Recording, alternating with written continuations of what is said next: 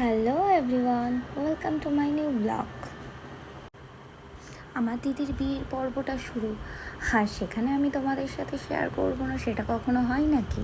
তোমাদেরকে তো বলেইছিলাম দিদির বিয়ের প্রত্যেকটা মুহূর্ত তোমাদের সাথে শেয়ার করব। আজকে হচ্ছে দিদির বিয়ের মেহেন্দি পর্ব।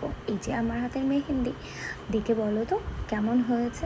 আর যদি ভালো লেগে থাকে তাহলে জানিও কিন্তু আমায়। আর এটা হচ্ছে দিদির মেহেন্দি পড়ছে। ইনি হচ্ছেন আমার মা। আমার মা হচ্ছে বাড়ির বড় বউ। তো ইনি সব কাজ করে আমাদের বাড়ি। তো আমার মা হলুদ কোটা শুরু করে দিয়েছে। যেহেতু বিয়ের আগের দিন রাতে মেয়ের হলুদ কোটাটা হয়, তো আমার মা শুরু করে দিয়েছে হলুদ কোটা পর্ব। আর এখানে এখন ফটো সেশন হচ্ছে, তারপর হবে মেহেন্দি নাইটের প্রোগ্রাম। আর প্রোগ্রামটাকে আমি ভীষণ লেটভাবে জয়েন করেছি। এই ভিডিওগুলো আমার এক ভাই করে দিয়েছে আমাকে, কারণ আমি খুব লেট ছিলাম সেদিনকে। এখানে বোঝাচ্ছি আমি আমার হাজব্যান্ডকে কিভাবে পারফর্মটা করতে হবে। তো সে তো যথারীতি প্রচণ্ডই লাজুক একটা ছেলে যাকে বলা হয়। দেখুন কিভাবে না না না না করছে, সব কথাতে না না না না করে। তো অ্যাট লাস্ট আমি ওকে রাজি করিয়ে ফেলেছিলাম আমার সাথে একটা পারফর্ম করার জন্য। তো এইটুখানি রিলস আমার জন্য করেছে। মেহেন্দি নাইটে কিন্তু আমি দিদিকে সাজিয়েছি। সাজানোটা কেমন হয়েছে আমাকে কমেন্ট বক্সে জানাতে কিন্তু তোমরা বলো। ইনি হচ্ছে আমার শাশুড়ি।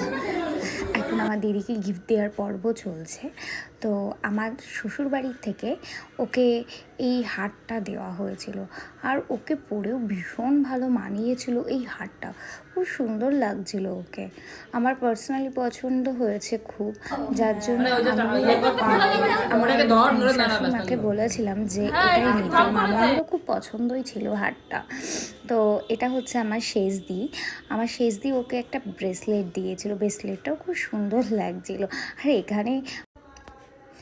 এখানে এখন জমিয়ে আড্ডা চলছিল, কী আর বলবো, যেটা বিয়ে বাড়িতে সবারই হয়ে থাকে। আর আমরা সব এক জায়গায় হলে না ভীষণ আড্ডা, ভীষণ হই হুল্লো হয়। যখন আমরা 5 বোন একসাথে হই তখন মানে বাড়িটা তখন একদম মনে হয় কি যেন কোনো মাছের বাজার বসেছে। আমাদের ফ্যামিলির সবাই এটাই বলে যে 5 মেয়ে যদি আমাদের বাড়ির এক জায়গায় হয় মনে হয় মাছের বাজার।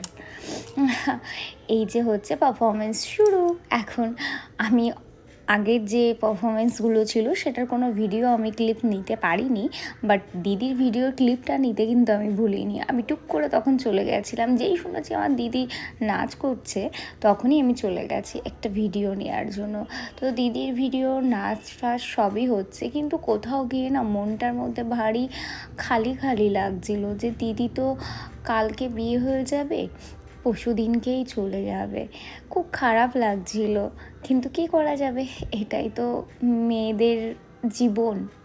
তো যাই হোক, আজকে এনজয়ের দিন, এনজয় করব সবাই, এটা ভেবেই সবাই এনজয় করেছিলাম। অ্যান্ড সবাই প্রমিস করেছিলাম কেউ কাঁদবো না আজকের দিনে, সবাই খুব ভালোভাবে এনজয় করব। তো সেটাই করা হচ্ছিল। ওর পারফরমেন্স করছিল, অ্যান্ড পারফরমেন্সটা খুব সুন্দরও হয়েছিল। এরা দুজনাই পারফরমেন্স করছে। আর আজকে ছিল আমার দিদির শেষ আইব্রো ভাত আমাদের বাড়ি। তো যথারীতি এটা দেওয়া হচ্ছে, এটা আমার কাকি উনিই দিচ্ছে। আর আমার ব্লগটা কেমন লাগলো সেটা অবশ্যই জানিও কমেন্ট বক্সে, কেমন লাগছে ব্লগগুলো।